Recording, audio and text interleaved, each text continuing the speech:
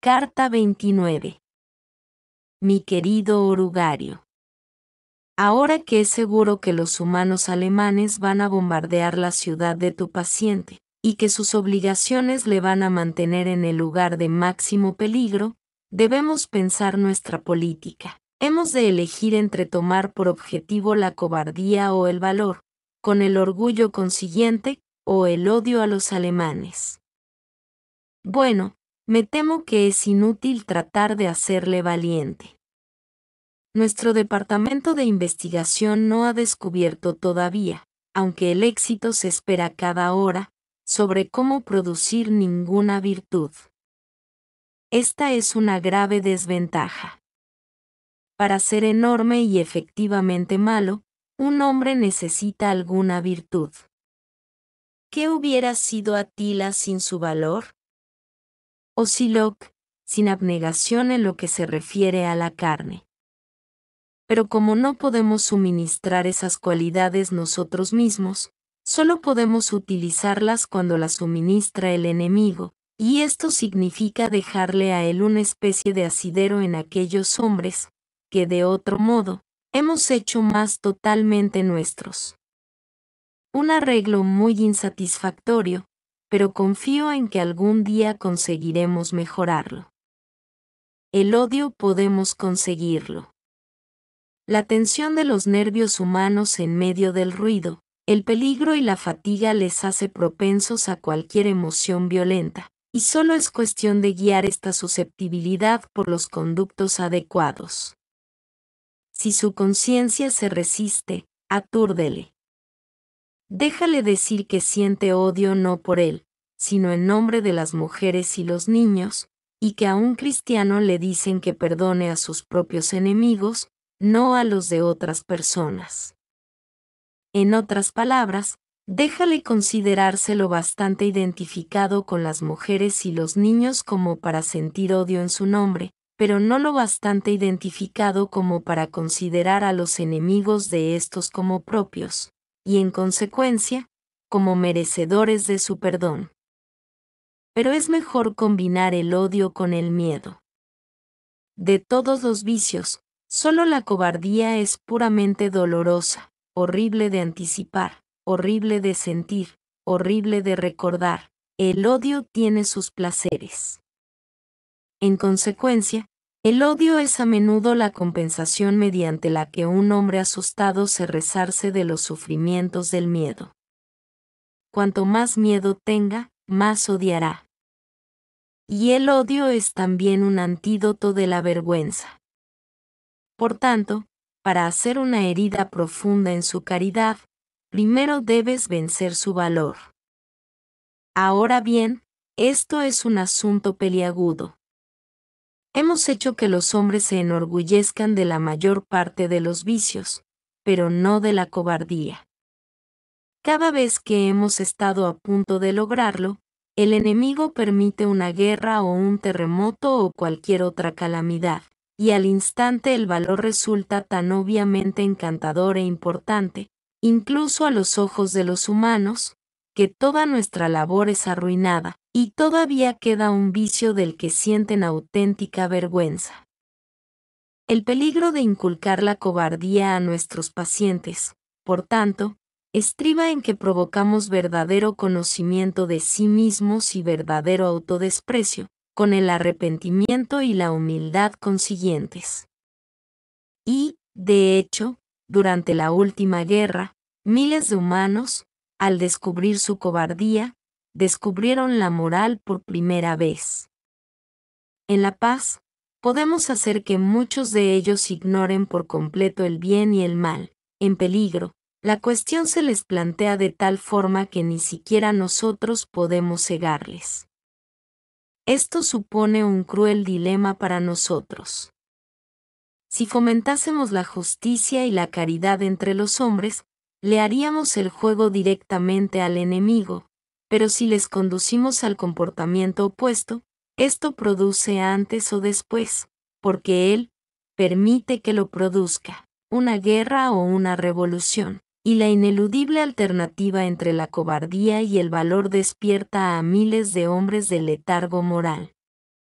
Esta es, de hecho, probablemente, una de las razones del enemigo para crear un mundo peligroso, un mundo en el que las cuestiones morales se plantean a fondo. Él ve tan bien como tú que el valor no es simplemente una de las virtudes, sino la forma de todas las virtudes en su punto de prueba, lo que significa en el punto de máxima realidad. Una castidad, o una honradez, o una piedad que cede ante el peligro será casta o honrada o piadosa solo con condiciones. Pilatos fue piadoso hasta que resultó arriesgado. Es posible, por tanto, perder tanto como ganamos haciendo de tu hombre un cobarde, puede aprender demasiado sobre sí mismo. Siempre existe la posibilidad, claro está, no de cloroformizar la vergüenza, sino de agudizarla y provocar la desesperación. Esto sería un gran triunfo. Demostraría que había creído en el perdón de sus otros pecados por el enemigo, y que lo había aceptado, solo porque él mismo no sentía completamente su pecaminosidad, que con respecto al único vicio cuya completa profundidad de deshonra comprende, no puede buscar el perdón, ni confiar en él. Pero me temo que le has dejado avanzar demasiado en la escuela del enemigo, y que sabe que la desesperación es un pecado más grave que cualquiera de los que la producen. En cuanto a la técnica real de la tentación a la cobardía, no hace falta decir mucho. Lo fundamental es que las precauciones tienden a aumentar el miedo. Las precauciones públicamente impuestas a tu paciente, sin embargo, pronto se convierten en una cuestión rutinaria, y ese efecto desaparece. Lo que debes hacer es mantener dando vueltas por su cabeza, al lado de la intención consciente de cumplir con su deber, la vaga idea de todo lo que puede hacer o no hacer, dentro del marco de su deber, que parece darle un poco más de seguridad. Desvía su pensamiento de la simple regla, tengo que permanecer aquí y hacer tal y cual cosa, a una serie de hipótesis imaginarias. Si ocurriese A, aunque espero que no, podría hacer B, y en el peor de los casos, podría hacer C. Si no las reconoce como tales, se le pueden inculcar supersticiones. La cuestión es hacer que no deje de tener la sensación de que aparte del enemigo y del valor que el enemigo le infunde, tiene algo a lo que recurrir. De forma que lo que había de ser una entrega total al deber, se vea totalmente minado por pequeñas reservas inconscientes. Fabricando una serie de recursos imaginarios para impedir lo peor, puedes provocar, a ese nivel de su voluntad del que no es consciente, la decisión de que no ocurrirá lo peor. Luego, en el momento de verdadero terror, méteselo en los nervios y en los músculos, y puedes conseguir que cometa el acto fatal antes de que sepa que te propones. Porque, recuérdalo, el acto de cobardía es lo único que importa, la emoción del miedo no es en sí un pecado, y aunque disfrutamos de ella, no nos sirve para nada. Tu cariñoso tío. Scrutopo. Carta 30. Mi querido orugario. A veces me pregunto si te crees que has sido enviado al mundo para tu propia diversión. Colijo, no de tu miserablemente insuficiente informe, sino del de la policía infernal, que el comportamiento del paciente durante el primer ataque aéreo ha sido el peor posible. Estuvo muy asustado y se cree un gran cobarde, y por tanto no siente ningún orgullo, pero ha hecho todo lo que su deber le exigía y tal vez un poco más. Frente a este desastre, todo lo que puedes mostrar en tu haber es un arranque de mal genio contra un perro que le hizo tropezar, un número algo excesivo de cigarrillos fumados, y haber olvidado una oración. ¿De qué sirve que te me lamentes de tus dificultades? Si estás actuando de acuerdo con la idea de justicia del enemigo, e insinuando que tus posibilidades y tus intenciones debieran tenerse en cuenta, entonces, no estoy muy seguro de que no te estés haciendo merecedor de una acusación de herejía. En cualquier caso, pronto verás que la justicia del infierno es puramente realista, y que solo le interesan los resultados. Tráenos alimento, o sé tú mismo alimento. El único pasaje constructivo de tu carta es aquel donde dices que todavía esperas buenos resultados de la fatiga del paciente. Eso está bastante bien. Pero no te caerá en las manos. La fatiga puede producir una extremada amabilidad y paz de espíritu, e incluso algo parecido a la visión. Si has visto con frecuencia a hombres empujados por ella a la irritación, la malicia y la impaciencia, eso es porque esos hombres tenían tentadores eficientes. Lo paradójico es que una fatiga moderada es mejor terreno para el mal humor que el agotamiento absoluto. Esto depende en parte de causas físicas, pero en parte de algo más.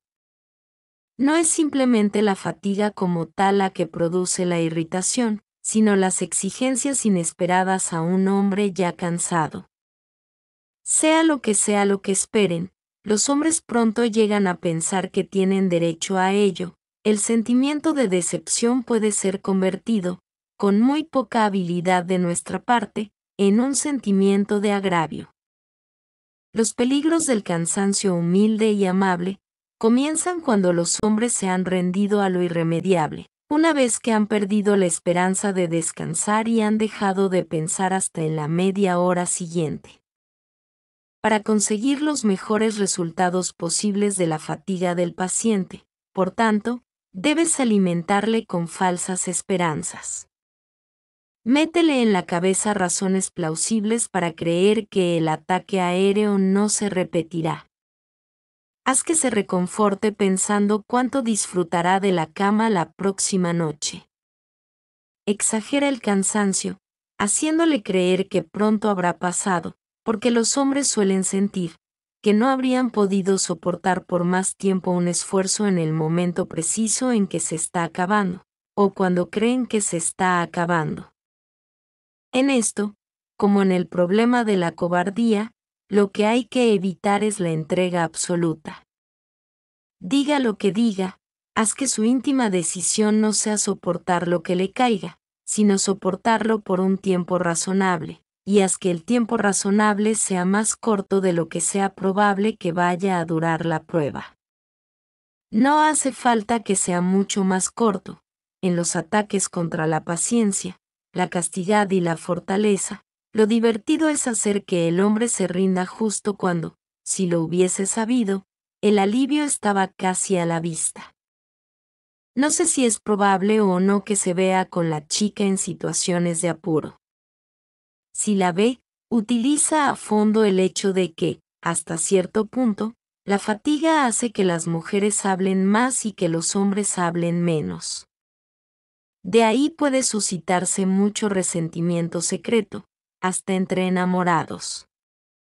Probablemente, las escenas que está presenciando ahora no suministrarán material para llevar a cabo un ataque intelectual contra su fe. Tus fracasos precedentes han puesto eso fuera de tu poder. Pero hay una clase de ataque a las emociones que todavía puede intentarse. Consiste en hacerle sentir, cuando vea por primera vez restos humanos pegados a una pared, que así es como es realmente el mundo, y que toda su religión ha sido una fantasía. Te habrás dado cuenta de que les tenemos completamente obnubilados en cuanto al significado de la palabra real. Se dicen entre sí, acerca de alguna gran experiencia espiritual, todo lo que realmente sucedió es que oíste un poco de música en un edificio iluminado.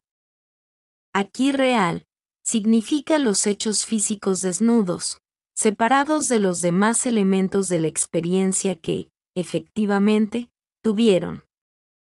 Por otra parte, también dirán, Está muy bien hablar de ese salto desde un trampolín alto, ahí sentado en un sillón, pero espera estar allá arriba y verás lo que es realmente. Aquí real se utiliza en el sentido opuesto, para referirse no a los hechos físicos, que ya conocen, mientras discuten la cuestión sentados en sillones, sino al efecto emocional que estos hechos tienen en una conciencia humana.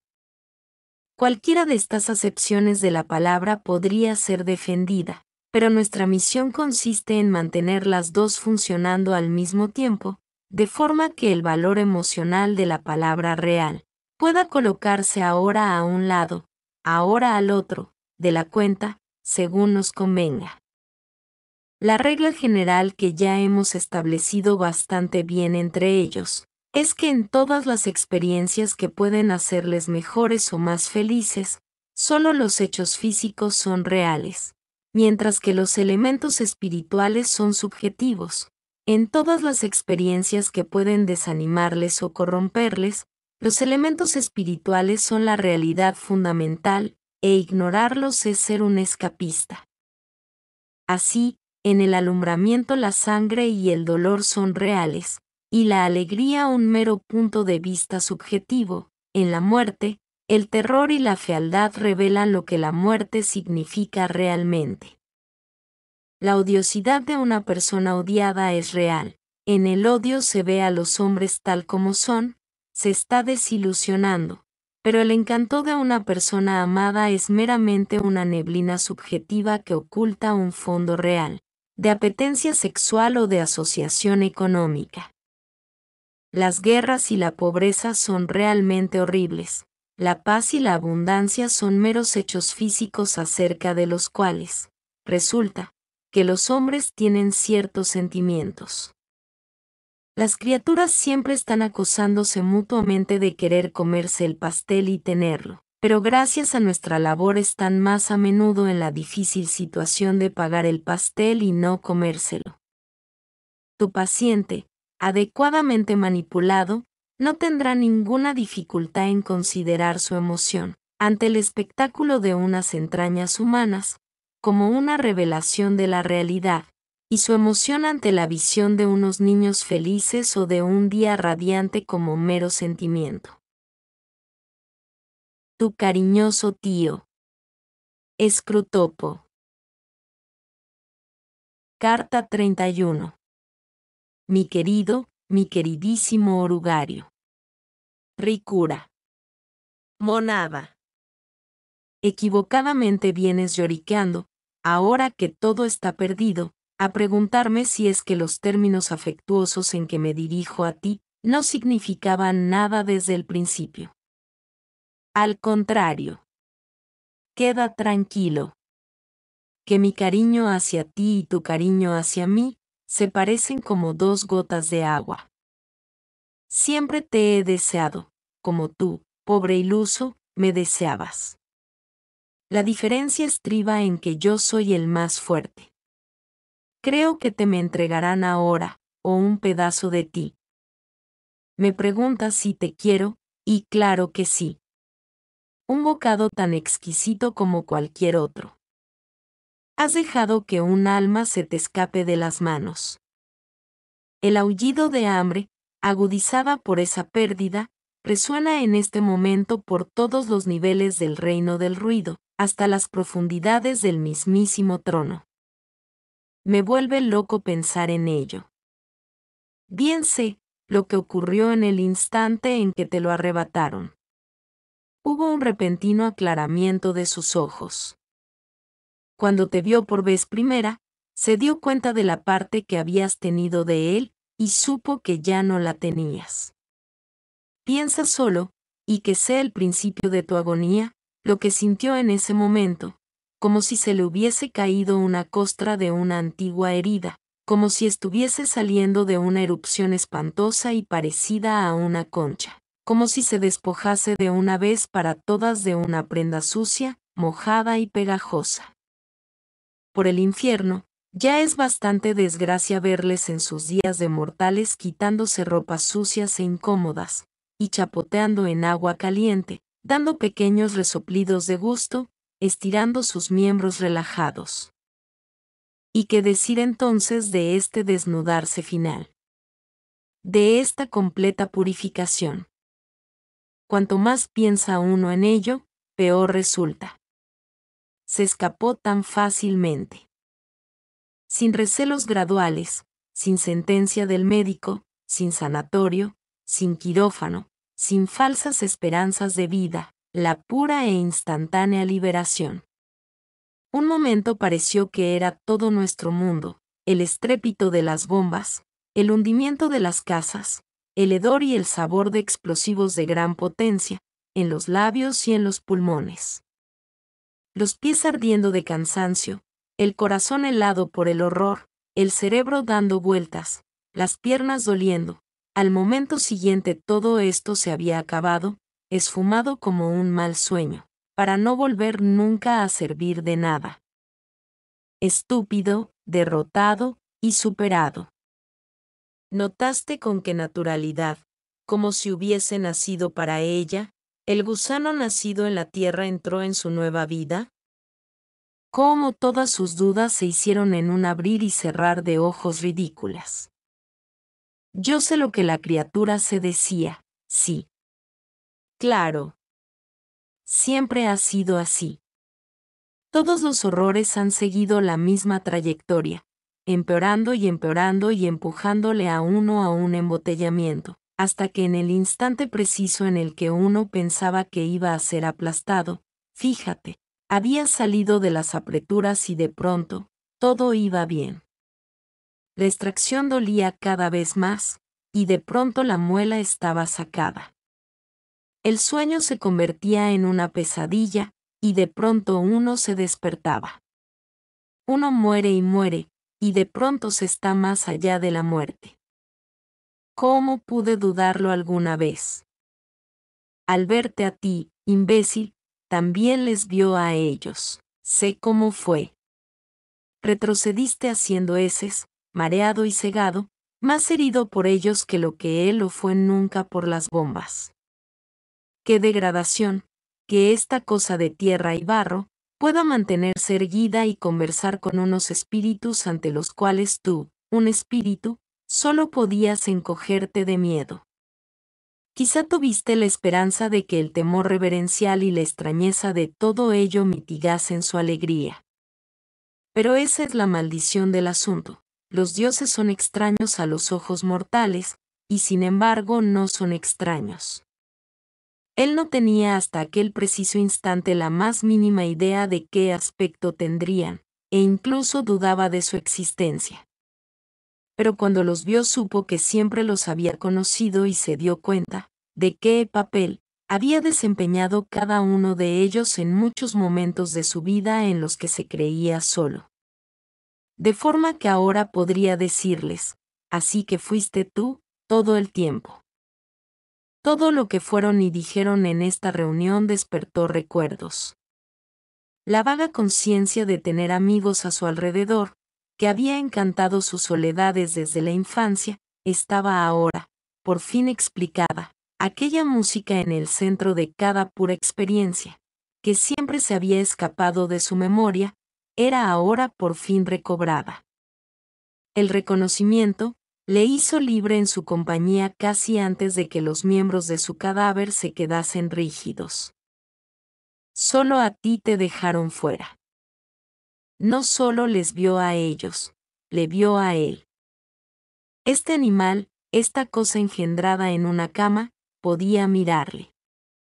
Lo que es para ti fuego cegador y sofocante, es ahora, para él, una luz fresca, es la claridad misma, y viste la forma de un hombre. Te gustaría, si pudieras, interpretar la postración del paciente en su presencia, su horror de sí mismo y su absoluto conocimiento de sus pecados. Un conocimiento incluso más claro que el tuyo. A partir de la analogía de tus propias sensaciones de ahogo y parálisis, cuando tropiezas con el aire mortal que respira el corazón del cielo. Pero todo eso es un disparate. Todavía puede tener que enfrentarse con penas, pero ellos abrazan esas penas. no las trocarían por ningún placer terreno.